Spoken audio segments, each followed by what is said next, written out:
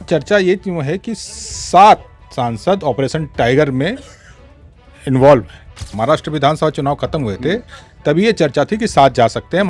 Monsoon session से पहले 7 NDA के खाते में आ जाएंगे, शिवसेना में जुड़ जाएंगे। और इसके अलावा उन्होंने और दावा किया, कहा कि 16 विधायक भी तोड़ रहे हैं। ये लंबे मिशन के छोटे छोटे कहेंगे एपिसोड हैं। बंगाल में टीएमसी की हार के बाद जैसी राजनीतिक उठापटक मची हुई है, ममता बनर्जी की पार्टी पूरी तरह से टूट गई है। इसके बाद में सांसद भी ममता बनर्जी से बागी हो चुके हैं। यही हाल अब कुछ कुछ इसकी झलकियां जो हैं वो महाराष्ट्र में दिखने लगी हैं। दरअसल महाराष्ट्र में ऐसा कुछ नहीं कि वहां पर कोई चुनाव हुआ हो या फिर वहां पर किसी तरह कोई गुट में गुटबाजी हो रही हो, लेकिन एक दिन पहले उद्धव ठाकरे की जो मातोश्री के अंदर मीटिंग हुई, वहां पर पूरे सांसद ना पहुंचे। जब नहीं पहुंचे तब अटकलें लगाने लगे कि आखिरकार ऐसा क्या हो रहा है कि जो चीजें पश्चिम बंगाल में चल रही थी अब तक वही सेम चीजें उद्धव ठाकरे के साथ भी महाराष्ट्र में हो रही हैं। क्या ये पूरा वाकया है और क्यों अब उद्धव ठाकरे को ये डर सताने लगा है कि क्या उनके जो 9 सांसद हैं क्या वो वाकई उनके हैं या फिर अब वो भी पराये होते जा रहे हैं। दरअसल अब ये खबर सोशल मीडिया पर चलने लगी है कि अब लग रहा है कि पश्चिम बंगाल में पहले तो महाराष्ट्र का पार्ट देखा गया, अब क्या कर रहा है महाराष्ट्र उसको फॉलो कर रहा है पश्चिम बंगाल को। देखिए ये विनीत, ये पूरा जो गणित है, जो जितने भी तोड़ फोड़ आप देख रहे हैं और हम लोग समझ रहे हैं, ये दिल्ली की सियासत और दिल्ली की जो सदन लोकसभा और राज्यसभा है वहाँ पे पास होने वाले बिलों से जुड़ा है। अभी टीएमसी के बगावत में 20 आए और 20 के आते ही एनडीए की ताकत बढ़ के 314-15 हो गई लोकसभा में, क्योंकि उन्होंने सब समर्थन दिया है बागियों ने। एनसीपीआई, यस, और टीएमसी के बागी हैं तो एनसीपीआई हैं और काकोली घोष दस्तेदार बाकायदा उसके अध्यक्ष चुनी गई है एनसीपीआई की। तो अब यही कहा जाएगा कि एनसीपीआई के 20 सांसदों ने एनडीए को समर्थन देने की बात की, अब 315 हो गए। इसके अलावा एक जो शिवसेना यूबीटी उद्धव ठाकरे, उनके पास 9 सांसद हैं और चर्चा ये क्यों है कि 7 सांसद ऑपरेशन टाइगर में इन्वॉल्व हैं। ऑपरेशन टाइगर, हाँ, ये एक ना शिंदे चला रखे हैं उन्होंने, 1 साल से चला रहे हैं, 1 सवा साल से। और ये ऑपरेशन टाइगर में क्या है कि जो उद्धव सेना के जो नेता हैं वो ग्राउंड से लेकर के, मतलब जिला पंचायत से लेकर के अच्छा संसद तक का उनका है कि जो भी महत्वपूर्ण उनके समर्थक हैं, भाई हमारे समर्थन में आओ, हमारे पार्टी को मजबूत करो, असली शिवसेना हम हैं। तो उन्होंने ऑपरेशन टाइगर चला रखा, बाला साहब के सपनों को हम ही साकार जी वो साकार करते हुए। और उन्होंने क्या किया कि अब 7, इसकी चर्चा ये आज की नहीं है, ये विधानसभा चुनाव जब खत्म हुए थे उसके बाद ही थी कि 7 सांसद जा सकते हैं। जब महाराष्ट्र के चुनाव खत्म हुए, जी हाँ, महाराष्ट्र विधानसभा चुनाव खत्म हुए थे तभी ये चर्चा थी कि 7 जा सकते हैं, मगर उतने दिनों तक उद्धव ठाकरे रोकने में कामयाब रहे। मगर अब जो स्थिति आई है, अभी एकनाथ शिंदे ने दौरा किया दिल्ली का, तो माना गया कि उन्होंने सांसदों से बात की है और उद्धव ठाकरे की जो मीटिंग हुई उसमें उन्होंने सभी को मातोश्री बुलाया था कि आओ मातोश्री में बात करेंगे। कैसी मीटिंग थी? औपचारिक क्या था? डिनर भोज था या कैसे? डिनर भोज नहीं था, ये जब टीएमसी की टूट पड़ रही थी तो उन्होंने बुलाया था कि भाई हम भी देखें कि हमारे कितने आ रहे हैं। उन्होंने मातोश्री बुलाया, मातोश्री में सिर्फ 4 पहुंचे। अच्छा। और बाद में संजय राउत जी ने दावा किया कि 5 ऑनलाइन जुड़े थे, हाँ, वर्चुअली जुड़े थे, मगर खबर ये आई कि कोई नहीं जुड़ा था, वर्चुअली कोई नहीं था, 5 गायब थे। एक तो सीधा दिल्ली में थे, तो अब ये 5 थे कौन? अब जो 2/3 टूटना होता है, अगर किसी पार्टी को जो काउंट के हिसाब 2/3, तो इस हिसाब से उनको चाहिए 6, 5 ऑलरेडी गायब थे। आज जो शिंदे गुट के जो एक एमएलसी हैं, उन्होंने दावा किया कि हमारा सब चीज़ तैयार है, ऑपरेशन थिएटर जैसे तैयार है ऑपरेशन के लिए। पर क्या होता है कि पहले मरीज की जांच की जाती, तो मरीज की जांच चल रही है और मॉनसून सेशन से पहले 7 एनडीए के खाते में आ जाएंगे, शिवसेना में जुड़ जाएंगे। उन्होंने साफ दावा कर दिया, साफ दावा किया कि वो 7 हैं और हम खुले तौर से कह रहे हैं। अच्छा, इसके नाम आ रहे हैं क्या कुछ? हाँ, नाम आए हैं, अभी मैं थोड़ा भूल रहा हूँ।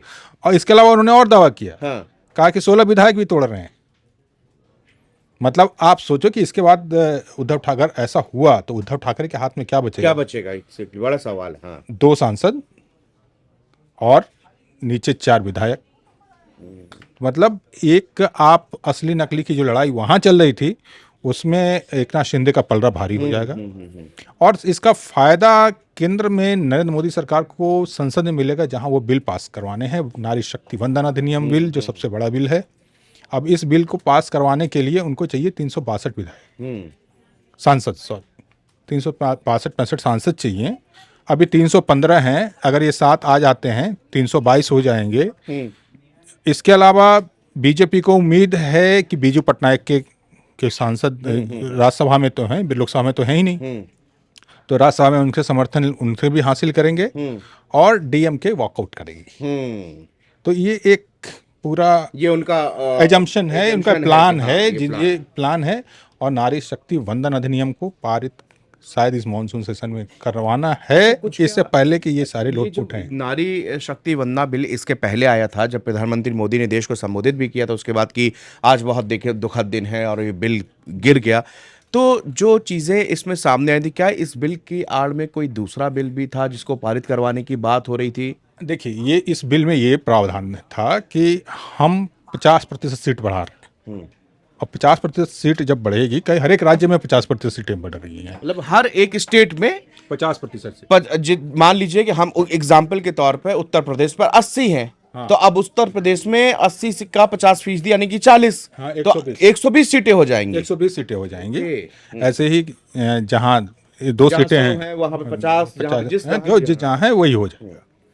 अब वो कहा गया कि जो बढ़ी हुई सीटें हैं उन पे महिलाओं को रिप्रेजेंटेशन दिया जाएगा। और नियम बिल पास होते ही हर एक दल महिलाओं को ही टिकट देने को बाध्य होंगे। 33% महिलाओं के लिए उसमें से जो 750 सीटें रिजर्व होगी।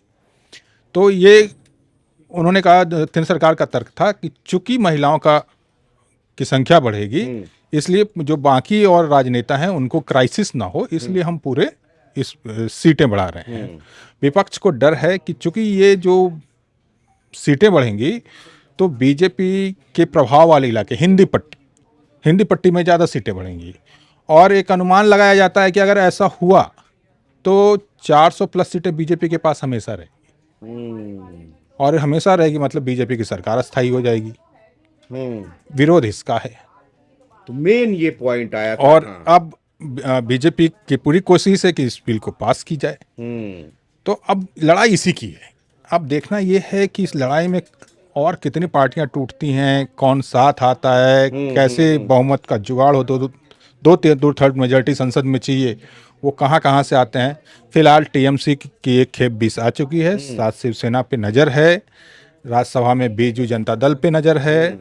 तो एक बड़े लंबे मिशन, ये लंबे मिशन के छोटे छोटे कहेंगे एपिसोड हैं, एपिसोड चल रहे हैं। बहुत अहम जानकारी यहाँ पर विश्वनाथ सुमन, यहाँ पर हमारे वरिष्ठ सहयोगी, और ये सारी जो टूट फूट और पार्टियों के अंदर घमासान बचा हुआ है, इसके जो मेन बुनियाद है और जो वो है दिल्ली की राजनीति और संसद के अंदर नारी शक्ति वंदना जो बिल है उसको पारित करवाना है। और उसके लिए जो मैजिकल फिगर 362 वहां तक बीजेपी को पहुंचना है। और उसके बाद में लग रहा है कि ये जो 20 सांसद टीएमसी से 7 की शिवसेना वाली उद्धव ठाकरे गुट की बात हो रही है। और अब देखना होगा कि देश भर के अन्य हिस्सों से कहां कैसी कौन सी पार्टी टूटती है, या फिर कौन सी पार्टी के सांसद समर्थन करते हैं या क्रॉस वोटिंग होती है, ये सब अभी देखने वाली बात होगी। मेरा नाम विनीत त्रिपाठी, मेरे साथ मेरे वरिष्ठ सहयोगी विश्वनाथ सुमन यहां पर आपको महाराष्ट्र से जुड़ी राजनीति के बारे में खबरें दिखा रहे थे। ज्यादा जानकारी के लिए आप नवभारत टाइम्स देखते रहिए। हमको अपने प्रश्न और उत्तरों से भी हमेशा हमारे कमेंट बॉक्स खुला हुआ है, वहां पर आप अपनी राय रख सकते हैं। शुक्रिया।